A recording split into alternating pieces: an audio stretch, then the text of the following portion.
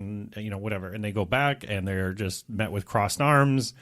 And you've got, and I've seen in really great organizations where you've got a great director or somebody sitting in the middle saying, all right, let's actually talk about this. Maybe this is an opportunity that we can have happen, right? But if you're talking with a product manager on how they're trying to keep those lights on, they're trying to keep the customer happy, what's some of your advice on how to work with the sales department, how to be successful working with that group that is feeding you, but is, you can be at odds at sometimes. Yeah. And it depends, again, on the organization and how it's configured to deliver.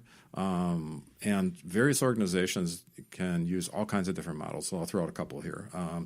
In fact, Tim Sanders wrote a great book about how to go out and create a strategic probe using the sales team, the product marketing team, and so forth, to go and do essentially the first sale is the product development process, right? So they will take apart, they'll disintermediate their existing product, put it together in a new way, and go offer that as a strategic point of sale. That's like the screaming edge of how do we do this all together. I love that idea. That's a really big deal, but it does work. I mean, I've been in on a few of those, and if you architect, and it starts, by the way, with a client. It doesn't start inside the organization. It starts with a strategic sales approach to the client, where you go test the value proposition and come back inside and re-architect it. So that's one way to do it. As the product managers, for instance, if you have a less strategic sales arm, right? One of the things you should be constantly thinking about is, as you're updating your client avatars, right? And we all keep them, whether we keep them formally or not, we all have a picture of the client we're serving, right? Is be really aware when there's a ghost avatar that kind of pops up, somebody new, right? Begin to keep notes on that, kind of keep mental progress on that, and look for confirming evidence. They will show up. And as long as you don't stiff arm that, and I've seen that as well, that's how people get themselves in real trouble, as they start to stiff arm those avatars that are starting to emerge. Product managers can do a very nice job of kind of almost sensing that next emergent spot. It's a slower process, and it's a little less visceral and exciting than going out and slaying the dragon. More tactical. Very tactical. But in some organizations, particularly conservative organizations, that works really well. When working with small businesses, right, with not a lot of resource, that one can yield things really quickly. The other thing we haven't touched on yet is that a man-hour of that kind of activity is very different than a man-hour of a typical development or organizational activity. And sometimes these probes can be staffed in a very light way relative to the large organization and gain a great deal of ground very quickly. So not uncommonly, half the staff, put them on a very short timeline, half the timeline, to go after and understand a new area is about right. Setting that sense of urgency in time, resources, and geographic focus usually pays a lot of dividend. So you've managed a number of different types of people. We talk about it all the time. There's the introvert and the extrovert and all these things. Right. When you're, I think there's plenty of information out there on how to kind of motivate an unmotivated individual, like different ways you can go about it. The one thing that I don't hear a lot of people talking about is how do you manage superstars, people that are extremely good at what they're doing. I see a lot of people say things like, well, just let them do their job, like stay out of their way, which I don't think is the right way to go about it, because I've talked about this before. And the issue I have is that people use this word micromanagement. They're so scared of it that they back way away from it, and they back past regular management, they past light management, and they're all the way back here. And they're like, I'm not a micromanager because I'm so far away from actually talking to you or being a part. When you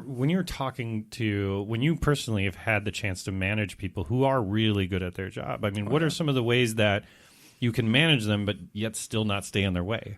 Yeah, no, that's a really great question, and yeah, they're particularly those personalities tend to be fairly mercurial at the outset, right? So there's some sensitivity, and they're not uncommonly known as easy individuals to manage. Well, right? a lot of times they have something to prove, right? Absolutely, right? So there's all that going on. The three things that pop up in my mind just as you ask that question. One is give them a voice. A lot of times they need a translator to get what they're talking about into the language of the organization. And if you can be that for them, that will quickly create an affinity. The second thing is buffer them, but buffer them in a good way, right? Keep the junk off the table. Make sure that they are largely given work that aligns with what they like to do. Obviously, it's not always possible. And the third piece is to test and align with them. Listen to them. Many times these folks are harder to listen to than you would imagine. and in actually taking the time to sit down and really listen and go deep and ask some questions, you'll gain insight, very uncommon insight, super worth it. So I think those three things: buffer, give them a voice, and be a translator. Awesome. Yeah, that's great advice. One other thing I would add to that is also have a deliberate conversation and ask them how do they want praise or recognition for their work. I see too many people just assume that if you get CC'd on a great job email, everybody's fine, which is great. You should do those sorts of things. You should bring in some cookies. Hey, we want a new client. It's a pizza party, whatever. You should be doing those things. But as a manager, a good manager, you should be finding out individually what makes each one of these team members tick. Yeah. And I found some great success doing that. How did I learn that? By not doing it well in the beginning, like most things. That's how I got to where I am today, Scott. Yes, fail. Yeah, well, and that's, we don't talk about that very often, but there's a whole lot of sense and respond in this business, right? There's a whole, you assume that you can YouTube everything. There's some spots where you just need to go check the interaction. You just need to take the risk, check the interaction, see what you're going to find out. Well, and that's actual management, right? Checking YouTube is this kind of detached management, right? Where, I got some great ideas and I put it in my notes and I'm going to try them out Monday and see what works, Yep. Versus, as you mentioned before, take somebody out to lunch and ask them, what makes you tick? What sort of recognition would be helpful for you? Yes. Right. Yes. Yep. And almost everybody, listen carefully for the outside of work stories. Almost everyone has a very unique outside of work personality that rarely gets talked about. Yeah. Well, and I've said it before. Sometimes management is just giving a shit. I mean, it sounds crazy. It sounds crazy, but that's where I've seen people that they go so far into this. Well, I'm a manager. I'm going to learn everything about management by the book, right? We're going to do Strengths Finder. We're going to do Myers-Briggs. We're going to Myers the Strengths-Briggs. We're going to do traction. We're going to do all these things. Which sometimes for me, and I don't get me wrong, I think all those things are great.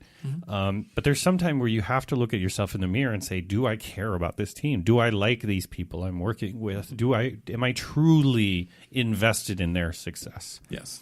Not just because it's my job. Yep. Well, the massive shift, and most people miss this, like a very fundamental, the massive shift of management is, do you really care? Are you really about making your team succeed? Because that is your number one job. No one cares if you're a good player anymore, right? They want you to be the coach. So. Right. And I think that's, as you were mentioning, some people are thrust into that position maybe a bit earlier than they should be. But I don't think that's necessarily a bad thing. It's what you do with that opportunity. Yes. Yeah, and lots of folks get anointed with that before they're ready for it. They really want to be and remain technically competent, and that's a tricky spot to be in. On the other hand, I'm a big fan of developing those influence skills early, even as an individual contributor. You can begin to flex these muscles way before you're given the official manager title. So tell me about when I'm gonna pitch a phrase at you and tell me what you think about it. Can you tell me what is the difference between a boss and a leader in your mind?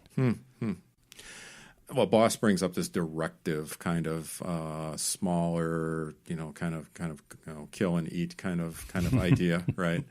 Leaders have directionality about them. They're more inspirational, so they will paint a picture of what you want to happen, rather than set minimum criteria for what needs to happen. And there's room in the world for both. There's a need for both. But in our current environment, just because we're inventing such massive capabilities every day, I think leadership is the currency of success these days. Yeah, I would 100% agree. So then, when I know you talk to a lot of people about innovation, and I think you said at the beginning here, sometimes I feel like there's that Princess Bride thing where you keep saying that word, but I don't think it means what you think it means when you say innovation. Yeah. How do you define innovation? I know you're working with a variety of companies, and maybe they define it differently, but in your mind, when you're coming in and you're speaking to them about innovation, what is it you're actually talking to them about? Yeah, so there's kind of, and lots of people parse this different ways. I parse it in kind of thirds, right? So there's the front end of innovation, which is really the creative activity, right? Getting the embers of ideas, this whole inception piece, right? Then there's a middle piece to it that I call early execution, early maturation of the idea. And then there's a get it to the finish line, a kind of completed aspect. So phase 1, phase 2, phase 3. My specialty is really in phase 2. So I'll do some of the front end work with people, but I will do much more work in the second zone, which is usually where things get dropped. It's usually the chasm that innovation. They start to actually take a form that you can recognize. Yes, yeah. So at that point, right, I'm trying to bring some new tools to the party, right, that murky middle, and begin to pull things through there. So have you seen it work well and again, I've over the last year, 2 years, maybe even further, but just, I don't know, for my own sanity, just over the last couple of years, I've seen more people building an innovation team. Like I'm going to build an innovation team, and they might make it multidisciplinary. They might stage gate it according to almost in a way what you kind of described. I'm not saying that you're describing separate teams, but they might build it like, here's the whiteboard team. You're going to go do stuff, and then you toss it over to the kind of integrators or whatever, and then there's the delivery group, right? So how have you seen, let's say I'm a leader, I'm listening to this show, and I do want that innovation. Besides hiring Scott to come in and help me, where can I get started? Should I be looking at a multidisciplinary team? Should I be just throwing some agile at it, and with a dash of Yeah, kind of things. I don't know. So the smallest unit of innovation that I think about is insight, right? So you need to have a credible, validated piece of insight to have innovation, right? You need to have some way of thinking about your product, client, customer, value chain that you can make a significant improvement with. So let's assume that you have that. Let's task ourselves with that. The next piece of it that I would encourage people to do, and doesn't have to be a dedicated team. In fact, I am not a huge fan of dedicated incubation teams, only because the half-life in organizations seems to be somewhere between 24 and 48 months of dedicated innovation teams. I'm much more a fan of the way people make movies, right? Let's get this group together, let's accomplish this specific output, and then let's go and then let's redo the team if needed, right? Kind of in a purpose-based application. But once you've got this dedicated piece of insight, right, then stick it into something that allows that insight to be developed, get all the known issues on the table very, very quickly in a very accelerated way.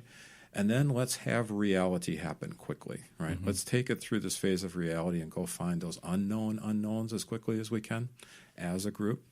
Assuming we make those first two stages, then let's begin to talk about scale. Let's begin to talk about how to build this thing, right? But we want to have those first two stages happen efficiently and quickly.